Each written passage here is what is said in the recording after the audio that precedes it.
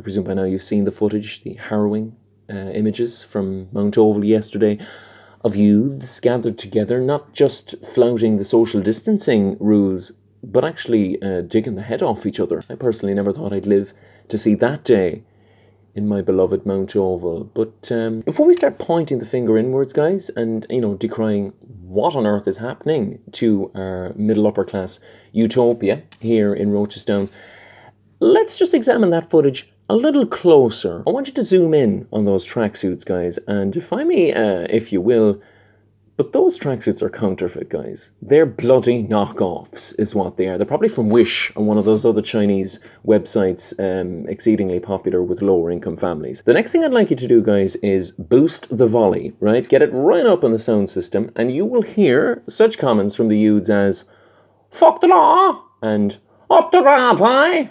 It doesn't take a rocket surgeon to realise, guys, that those youths are not Roco stock at all, but are in fact from the town that dare not speak its name, Le Passage. What has clearly happened is due to the easing of the restrictions, they've come across the border at Harty's Quay in Silman Cottage. They've headed up to the Rochestown Auto Centre to, smoke petrol or whatever else they get up to, whatever depravity. They've attempted to pilfer a few, probably, pot noodles. They've stuck their grubby little hands into the cakes. Take a cake, they're dim, tasty fucking things, them, but they're fucking free, kid. Right? They were rightly shanghaied out the door. They roamed around Rochestown looking for trouble, no doubt, no juice, and they turned the fists on themselves. So Leo Varadkar, I speak to you man to man.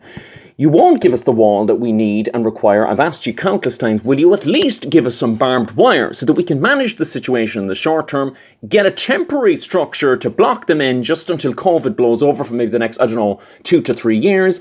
You've given them $3.50 a week. I told you that was madness. I said 50 would have been loads. I mean, how much is the chips and curry in fast and fresh these days anyway?